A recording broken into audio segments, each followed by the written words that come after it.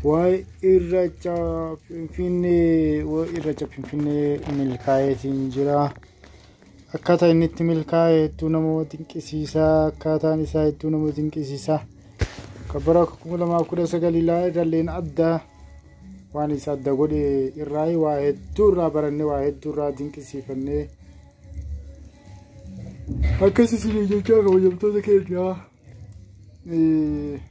dhugaa dubbachuu fi amantaan keenyas dhaquu nu dhowwus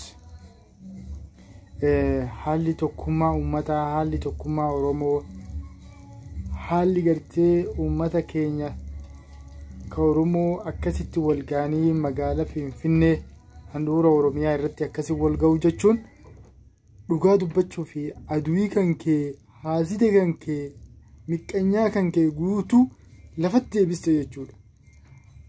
Waan ajaa'ibu sii ta'u waa hedduu irraa dinqisiifadhe waa hedduu irraa baradhe ture. Yaa uummata kiyyaa bar nu yoo walitti deebine yoo tokkummaa qabaanne yoo wal jala hiriirre dhugaa dubbachuu fi wanni takka wanni nu danda'a hin jirtu. Dhugaa dubbachuu fi gisee akkanatti Oromoon kaabaa kibbaa bahaadiyaan akkana walitti bahee irreecha kanarra magaalaa Finfinnee handhuura Oromiyaa irratti akkana wal ga'u. Nami Oromiyaa hin taane ka Oromiyaa hin taanetu Oromoo fakkaachuu fedha. Dhugaa siif hima. Oromoo fakkaachuu fedha. Amma gabaasa waa'ee miidiyaa irratti yoo ilaalte eegii kalee irraa ilaa ammaatti miidiyaan kan dabarsu jiru. Miidiyaan Itoophiyaa akkasitti ol fuudhee irreecha Itoophiyaa baalii jedhee akkasitti Itoophiyaa keessatti akkasi gabaasachuun ani hedduu dinqisiifadha. Yeroo duraatiif kan waan arge waan ajaa'iba si ta'u. ETV EBC hedduu mee jala seeni ilaali. Suuraa irreechaa irra kaa'attee akkasi gabaasu ani takka amma dura nagarree jiru. Ani miidiyaan hedduun hordofa. Ani miidiyaa akkasitti kaawwaa. Amma bar Itoophiyaa maanuu sablammiin Itoophiyaatu akkanatti akka Oromoo kanatti ni kabajannaa gisee isaan kabajatan naannoo keenyatti illee hatta gabbaanee kabajachuu dandeenya ilaajaan takkatti. Gartee hedduu nama dinqisiisaa waa hedduu asirraa bartaa waa hedduu dhugaa dubbachuuf ilaalta. Akkasumas ni jechaa hedduu tokko miidiyaan adda addaa miidiyaan Itoophiyaa kun guutuun wama irreechaa dabarsuu ture. Yoo hordofu jiraatte yaa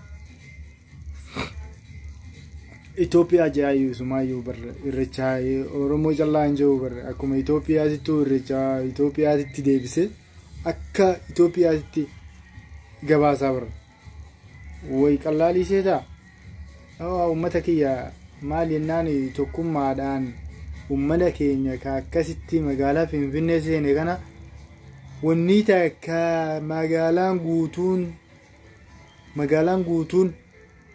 Oromoo jettu kana hagasumaafuu uummata lib gaggatuun ibidda ol ka'e kana dhaamsu jechuun owwa nami daffaraa deemu fokkoraa deemu si coqosaa deemu si daffaraa deemu kana yoo diqqoo tokko qabbaneessite jechuun hedduu takka uummata kiyya kabajamaa jaalatama hedduu takka nama kabachiisa wanni kun dhugaa mirga namaan tunnu nama ni kabajna sablammii keenya hunda ni kabajna garuu ammoo namaan nun kabajne namaan nu tuffate gisee akkana mataa ol qabannee agarsiisuun keenya hedduu takka namatti tola dhugaa dubbachuudhaaf hedduu namatti tola. Yaa uummata kiyya nu tokkummaadhaan gisee akkanatti irreechuma keenya kanarrattuu guyyama takkaafuu akkanatti dhaabbachuun keenya nuuf gahaadha. Lal warra gartee akkasi fokkoree si daffaree maal ta'ee wanna jiruusan Finfinnee keessa meeti duuba meessa jiran garam deemanam bakka ufkaan dhabanii lafatamii dachiitamii gadiin kuta isumaayyuu si fakkaatanii ilaa jiraatuu fedhan takkatti. Akkasii irreechi baranaa hedduu nama dinqisiisaa akkasuma keessummoota keenya gara adda addaa irraa dhufanii fageenya adda addaa qaxxaamuranii seenanii akkasuma galmi barkumee qophaa'ee fi haala bareedaa ta'een milkaa'eetiin akkasitti keessummoonni keenya keessa galanii akkasitti keessa bulanii bakka keessummaa bultuu hundayyuu tolchanii fi akkasitti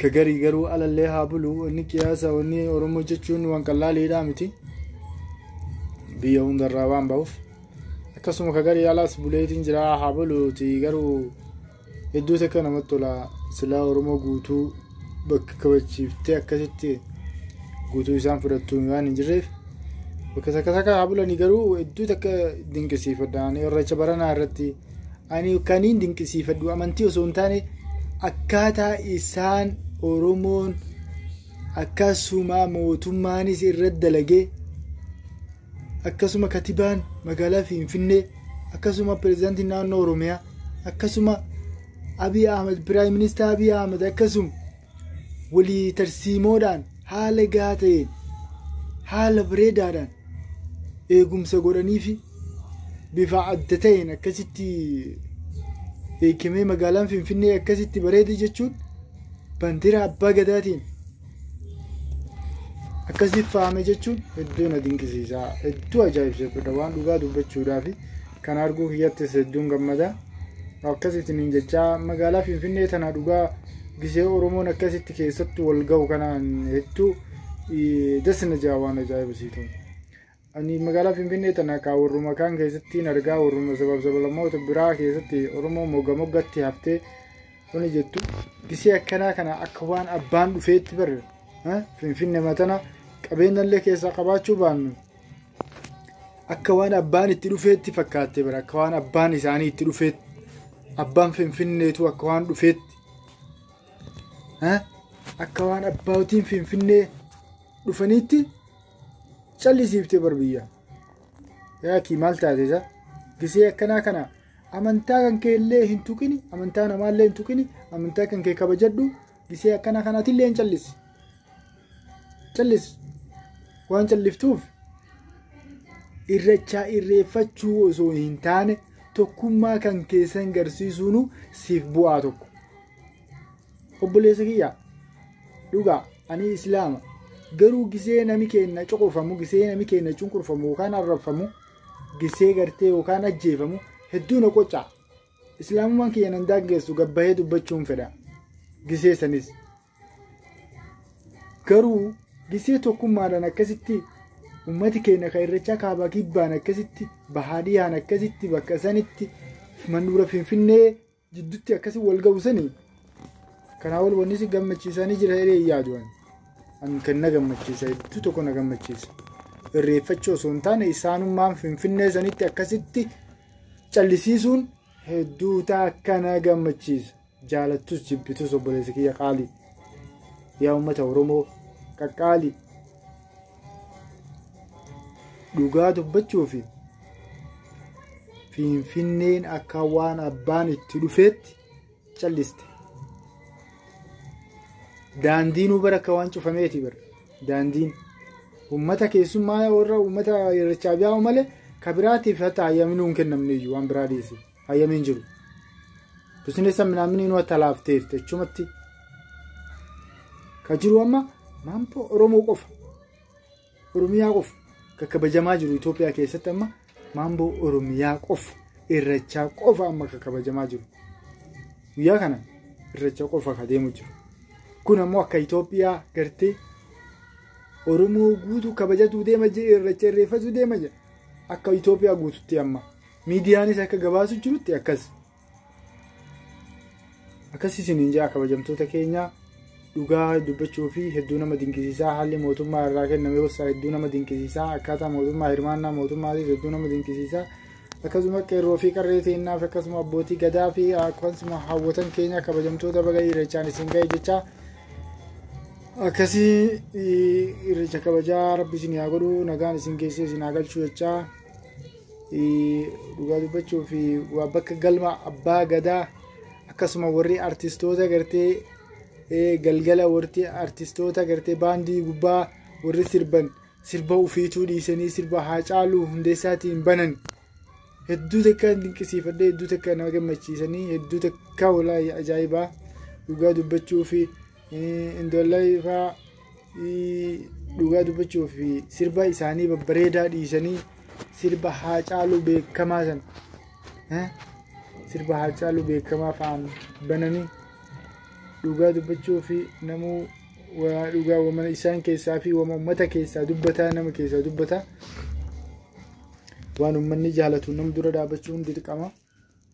Akkasii amma horaa Finfinnee irreeffatanii gara horaa Arsadee har'a garas deemu jiranii garasittillee ni milkaa'an jennaanii dhugaa dubbachuu fi Finfinneen Oromoon Finfinnee irratti wal geettee akkasuma Finfinnee guutuu dhuunfattee daldalaa fi geejjibaa fattaa maaliin kunuu ilaa dhaabbatee wanni hundi bakka kalaas amma garee irrichaa qofa kan itti deemamee jiru.